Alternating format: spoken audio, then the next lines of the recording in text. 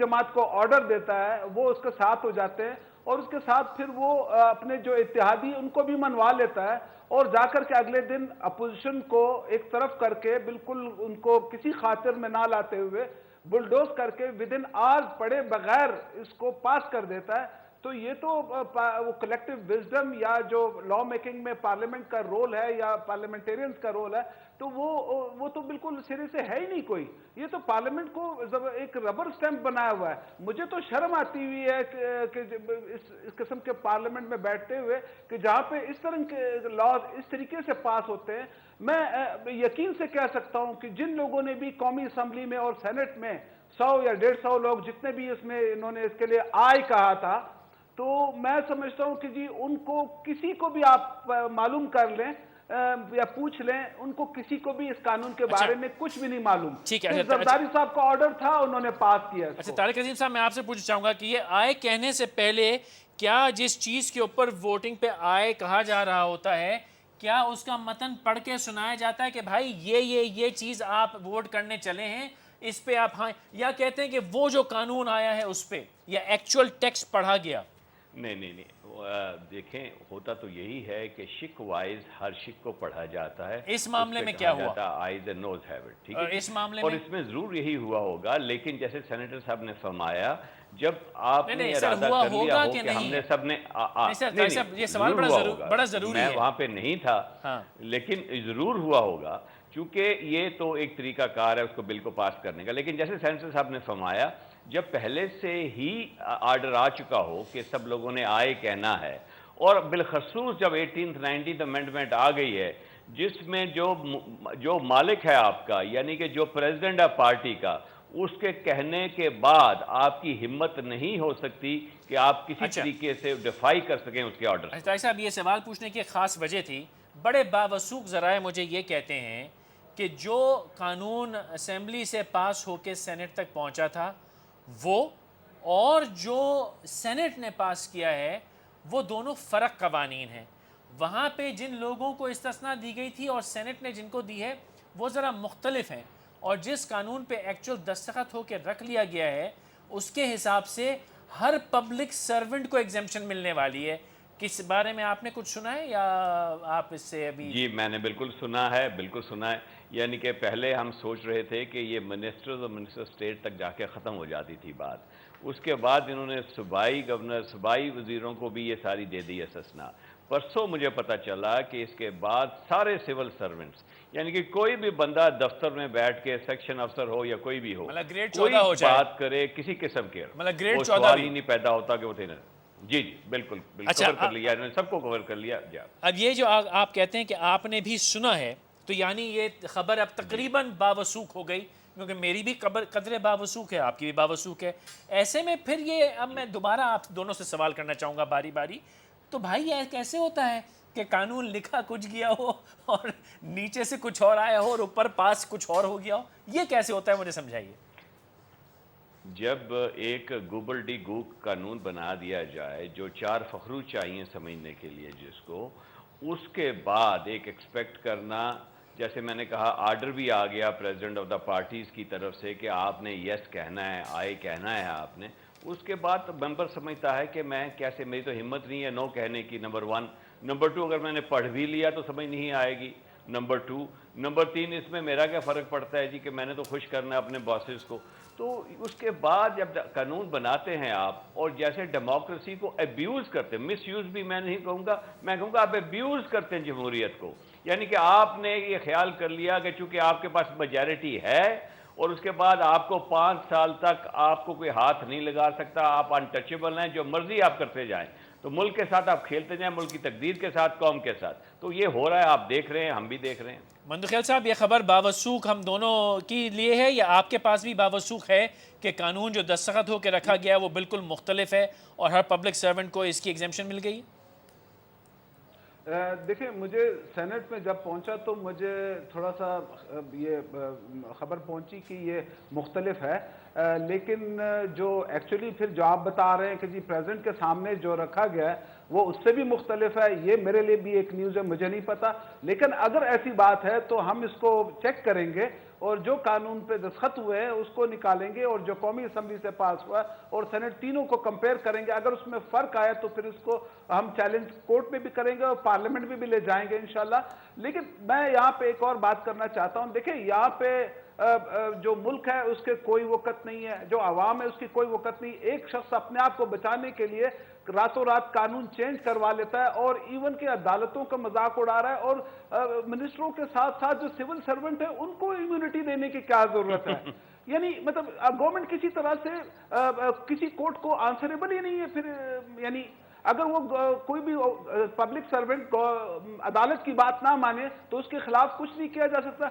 ये बजाते खुद खिलाफ आइन है। अब ये इस किस्म के लॉज रातों रात पास हो जाते हैं, और नैब जैसा एक अकाउंटेबिलिटी जो लॉ है वो पिछले 4 साल से हम अपोजिशन वाले मर गए उनकी रिक्वेस्ट करते करते कि जी आप इसको पार्लियामेंट में लाएं, डिस्कस करें, ताकि ये पूरे मुल्क के ऊपर इसका एक असर होगा। और मोस्ट इंपॉर्टेंट लॉ है, उसके लिए कुछ नहीं किया जा रहा। लेकिन जरदारी साहब को प्रोटेक्ट करने के लिए रातों रात कवानीन पास भी हो जाते हैं। वो कराची से प्लेन में उड़ के आ भी जाते हैं, 12 बजे से पहले साइन भी कर देते हैं।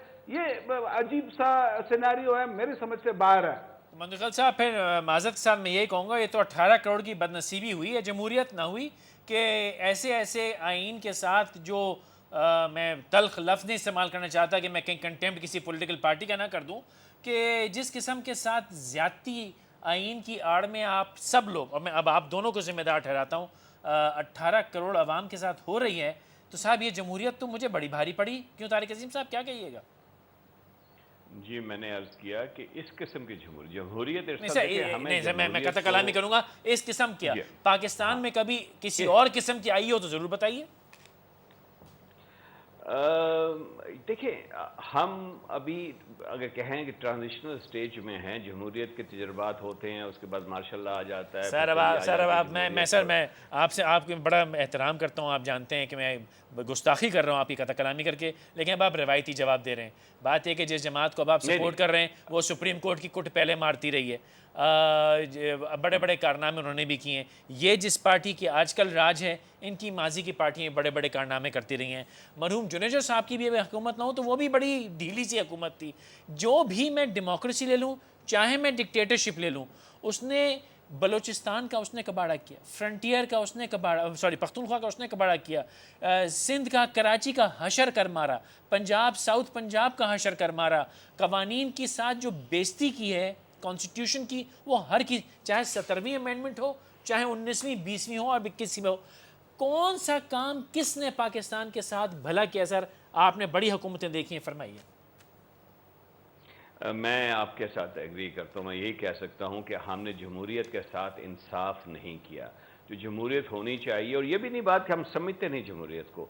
जितने भी हमारे लोग हैं, हमारे भाई, हमारे बहनें जो हमारे साथ बैठी होते हैं, सब पढ़े लिखे बंदे हैं। कम से कम जो बेसिक हमारी एजुकेशन होनी चाहिए उससे तो ज़्यादा उनकी एजुकेशन है, वो सब समझते हैं। लेकिन जब उसको आता है प्रैक्टिस करने का, जब उसको प्रैक्टिस नहीं कर पाते, जमहूरियत का राग अलापते रहते हैं हर वक्त, क्योंकि उनको सूट करता है जो भी हुकूमत में होता है। मैं इस वक्त पार्टीजान होने की कोशिश नहीं कर रहा, मैं जनरल बात कर रहा हूँ कि जब लोगों को सूट करता है जमहूरियत की बात करना तो दिन रात जमहूरियत जमहूरियत करते रहते हैं। लेकिन जमहूरियत के नाम पर मुनाफकत भी होती है, उसमें दूसरे लोगों के सामने डालते हो, मज़ाहमत भी करते हैं, उनके साथ लड़ाइयाँ भी करते हैं। और फिर जब, जैसे आपने बिल्कुल ठीक है, इसकी तरफ सेंटर साहब ने भी इशारा किया कि जो लॉज पास करने चाहिए, मसला अकाउंटेबिलिटी बिल जो कि पड़ा हुआ है 4 साल से, जो कि चाहिए हमें रिश्वतखोरी रोकने के लिए। हम ये भी जानते हैं कि 8,500 अरब रुपया जो है पिछले 4 साल में रिश्वत ली गई और ये दी गई है।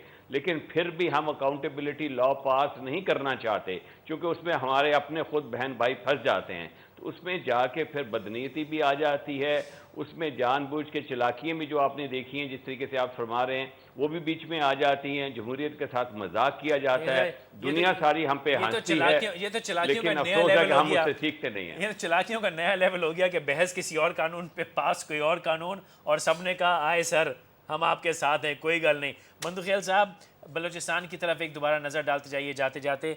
अब क्या इरादा है बलूचिस्तान में भी, और वैसे भी आपको हुकूमत के साथ लगता है क्या होने वाला है? 25 की तारीख पड़ी हुई है, किस तरफ जा रही है बात? देखिए, बलूचिस्तान का मामला जो है ना वो बहुत कॉम्प्लेक्स है। मैंने कहा वहाँ पे सेक्टेरियन प्रॉब्लम भी है, वहाँ पे टारगेट किलिंग भी है, लॉ एंड ऑर्डर का सिचुएशन भी है, अलहदगी का मसला भी है, और ये तमाम चीज़ें हैं। तो इस हुकूमत से तो जो इनका एटीट्यूड, कैजुअल एटीट्यूड है, वज़ीर आला कहीं दूसरे जगह बैठा हुआ है, रिमोट कंट्रोल से चलाने की कोशिश कर रहा है, इस तरीके से तो सूबे नहीं चलते। यानी जो बलूचिस्तान है जिसमें स्पेशली बहुत सारे प्रॉब्लम्स इस वक्त हैं, वो कैसे चलेगा? और ये इनके ना वो है, विल है ना, सीरियस है उसमें, ना सिंसेयर हैं। अब अल्लाह करे कि जल्द से जल्द किसी तरह से इलेक्शन हो जाए, कोई नए लोग आ जाएं जिनको सीरियसनेस का, यानी बलूचिस्तान की सिचुएशन का भी अदराक हो, और वो जाके कोई मेजर्स लें तो जा करके शायद कोई बेहतरी आए। ठीक। तारिक साहब, क्या दिख रहा है आपको? तारीखें बड़ी मीठी मीठी पड़ी हुई हैं। मलिक रियाज साहब वाले केस भी चल रहे हैं, बाबर रहमान साहब वाले केस भी चल रहे हैं, साथ में प्राइम मिनिस्टर साहब के 25 तारीख वो भी पड़ी हुई है। बड़ा बेहतरीन महीना है, क्या दिख रहा है आपको? हालात ठीक नहीं हैं जी। आपको सामने है कि इन्होंने कोशिश की है कि अदालत को दीवार के साथ लगा दिया जाए, और इस कानून के तहत कोशिश की जा रही है कि अदालतों के हाथ भी बांध दिए जाएं कि आप खड़े हो के जहां चाहें, जिस जज को चाहें गाली भी निकालें, आपको कुछ नहीं वो कर सकता।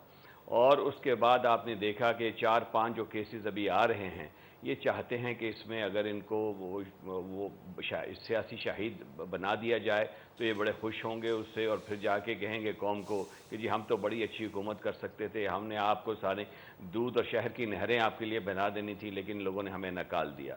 तो ये एक डिलिबरेट पॉलिसी के तहत हो रहा है। सर, क्या ये कानून बचा पाएगा इनको? तारिक साहब, बचा पाएगा कानून इनको? देखिए कैसे, देखिए अब ये देखिए, वो मैं कह रहा था कि जैसे वो आप कोई जेट फाइटर जो होता है एनिमी टेरिटरी से गुजर रहा होता है, तो वो बहुत सारे फ्लेयर्स भेजता है इधर उधर ताकि लोगों को डाइवर्ट कर दे लोगों की अटेंशन। ये वो कोई कोशिश हो रही है, यानी कि जो मेन इशू है वो इशू है जरदारी साहब को बचाने का। जरदारी साहब को किस तरह उनकी दौलत जो है वो स्विट्जरलैंड में बचाई जा सकती है। कल मैं एक पढ़ रहा था, ब्लॉग पढ़ रहा था, जिसमें बताया गया कि दुनिया के जितने बादशाह हैं, जितने हेड्स ऑफ द स्टेट्स हैं, माशाल्लाह हमारे सदर साहब जरदारी साहब 9th रिचेस्ट बंदे हैं उसमें। उनके लिए ये जो 50-60 मिलियन है, 59.6 टू बी प्रिसाइज, ये जो मिलियन है कुछ भी नहीं है, खुदारा दे दीजिए। और मजे की बात है, और बताता चलूं फैसल भाई आपको, वो जो पैसा वहां पड़ा हुआ है जब वापस आएगा हुकूमती काफर्स में तो इन्हीं को मिलेगा, यही इस्तेमाल करेंगे, उसका सही इस्तेमाल करें, अल्लाह करे, लेकिन इन्हीं के पास आना है वापस, क्योंकि यही हुकूमत में है। तो अगर उसको ये छोड़ दे, आने दें जी वापस। हुमायूं साहब, आप दोनों का बहुत बहुत शुक्रिया। बात $60 मिलियन के वापस आने की नहीं है, बात असूल की है। अब भैया ये तो ऐसे ही ना कि आपने इनसे 60 मांग लिए तो फिर 600 भी मांगेंगे, ये तो हो नहीं सकता। तो बात असूल की है, रसूल की जंग तो चलती रहेगी। आज किसी मुफाहमती या सियासी लीडर को ना बुलाने का, हुक्मरान जमात के किसी लीडर को ना बुलाने का ख़ास मकसद ये था कि बातें अहम थीं और शोर शराबे, चीख चिल्लाहट में वो सुनने से रह जाती। मुझे उम्मीद है कि आपने बातें सुनी होंगी और समझी होंगी। आने वाले दिनों में आप इसके असरात देखते रहेंगे। इंशाल्लाह फिर मुलाकात होगी।